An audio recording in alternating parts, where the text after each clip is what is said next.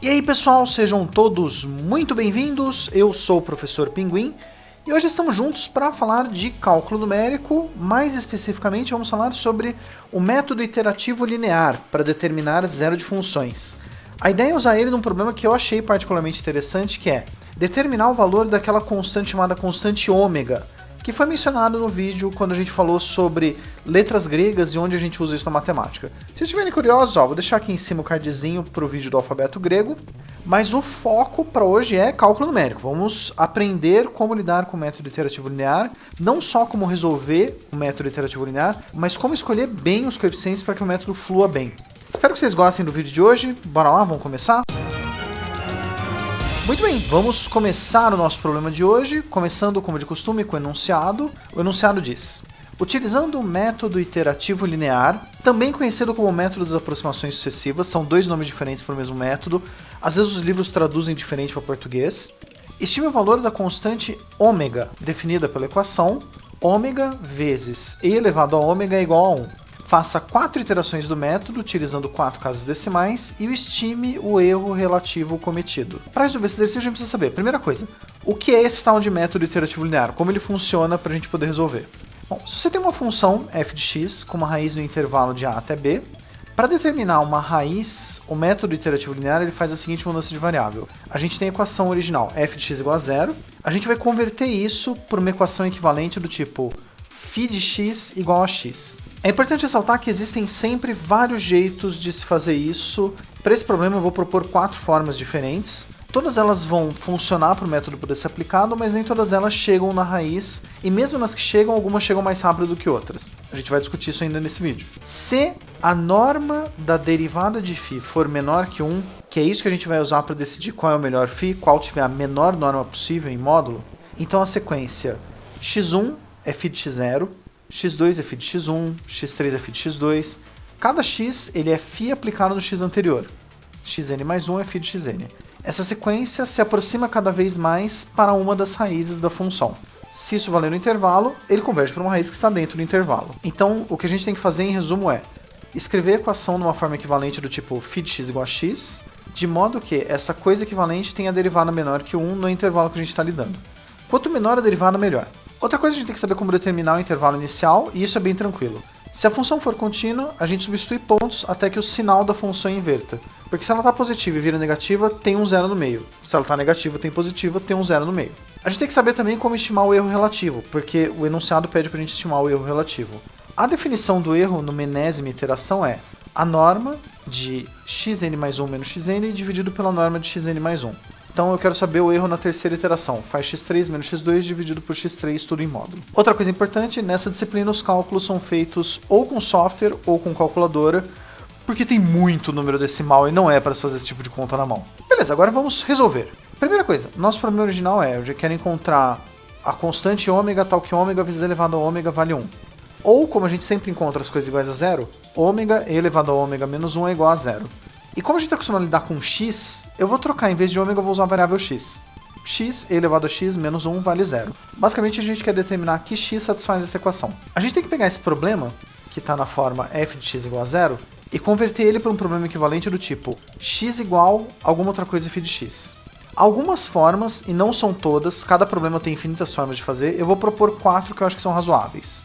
Uma coisa que a gente pode fazer é, pega a equação, soma x dos dois lados. Então, x elevado a x menos 1 mais x vale x. Se a gente escolher esta vai ser a nossa função φ. Outra coisa, a gente pode somar um dos dois lados e multiplicar por x. Aí, somar um dos dois lados fica x elevado a x vale 1. Multiplicando por x, x quadrado elevado a x vale x. Se a gente escolher essa, isto vai fazer o papel da função φ. Uma outra coisa que a gente pode fazer, a gente pode pegar esse x que está multiplicando a exponencial e isolar ele. 1 que está menos vai somando, depois passa a exponencial dividindo. Uma outra coisa que a gente pode fazer seria isolar o x que está na exponencial, jogando 1 somando, depois dividindo o x, aí c elevado a x vale 1 sobre x, x é ln de 1 sobre x. Então aqui está feito bem rápido 4 opções para a nossa função φ.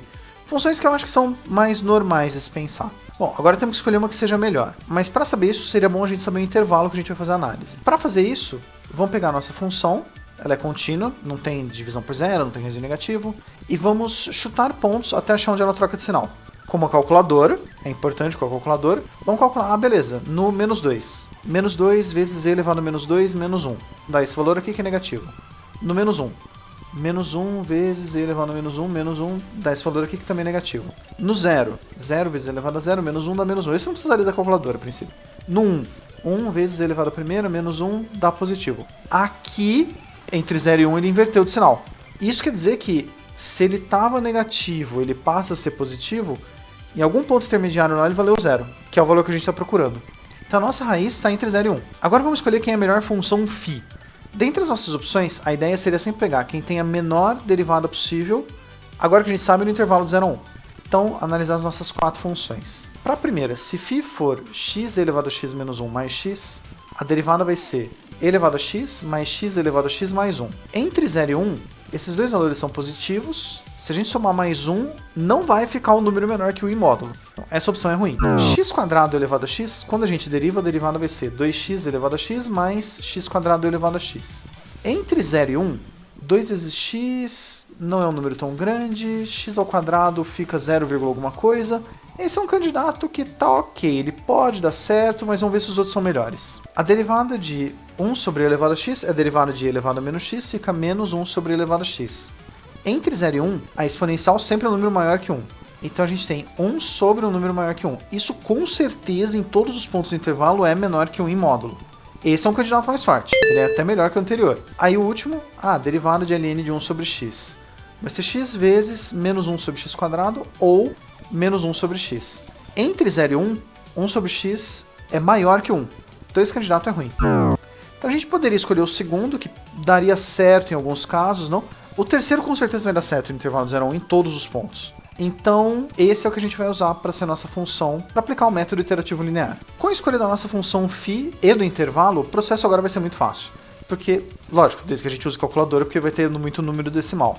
Mas a ideia é, a gente tem um intervalo de 0 a 1. Vamos escolher o ponto inicial como sendo algum ponto que esteja lá no meio. Por exemplo, meio. Então, vamos aplicar. Se x1 vai ser φ de x0, e a nossa função era 1 sobre e elevado à função, fica 1 sobre e elevado a 0,5, que com calculadora vale 0,6065. Então o nosso próximo ponto vai ser pegar a função e substituir agora no último x que a gente encontrou. Então vai ser 1 sobre e elevado a 0,6065.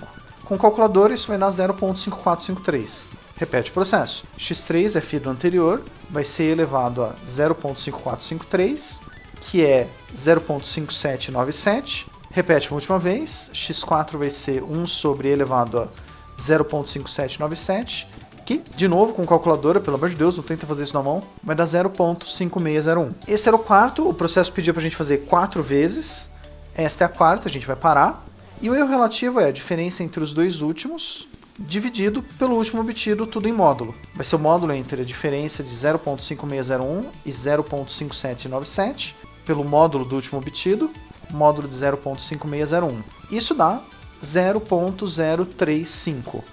Quer dizer que a gente está a, no máximo, 3,5% do resultado exato. Vamos destacar o resultado agora. O ômega que a gente obteve é 0,5601 e o erro relativo é 0,0350. Vamos dar um destaque maior ainda e encerrar por aqui. Mas vamos além. A constante ômega é uma constante que é conhecida. Ela vale, nas primeiras 4 casas decimais, que é o que a gente fez, 0,5671. A gente tinha obtido 0,5601. As duas primeiras casas decimais estavam feitas e num processo bem rápido. O resultado que a gente obteve teve um erro de 1,23%, o que, comparando com o nosso erro relativo, que era de 3,5%, está dentro da margem, porque o erro relativo ele diz qual é o maior erro possível cometido, ele limitante por cima. Se a gente cometer um erro menor, beleza, tá coberto, a gente tá fazendo certo, tá valendo. Bom, se a gente fizesse mais iterações do método, o erro iria diminuir cada vez mais. Só uma coisa que eu rodei aqui rápido no programa, se a gente tivesse feito 10 iterações, o erro seria de 0,0003%.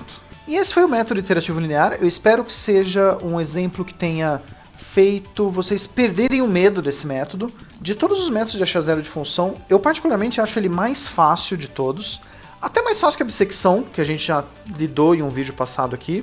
Se quiserem, tem um cardzinho aqui em cima para falar da bissecção. Mas o método iterativo linear, ele é muito simples desde que a gente tome boas escolhas no começo. que é a escolha do intervalo, que é bem tranquilo, é só chutar pontos, e a escolha da função, que envolve o teste de derivada. Mas se a gente fizer uma boa escolha para a função que a gente vai fazer, o método é muito suave, o método é muito tranquilo. É literalmente substitui, volta, substitui de novo na mesma função, volta, substitui quantas iterações você quiser, ou até que o erro seja menor do que o pedido. Espero que esse exemplo tire o medo desse método, que é um método que é um pouco assustador na primeira vez que você vê. Ele tem um nome meio complexo, né? Iterativo linear. Espero que vocês tenham gostado, e antes da gente encerrar, só passar um recado de sempre.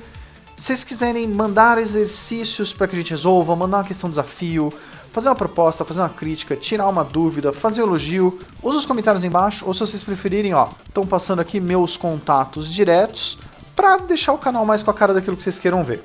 Obrigado, pessoal, espero ver vocês no futuro. Até a próxima!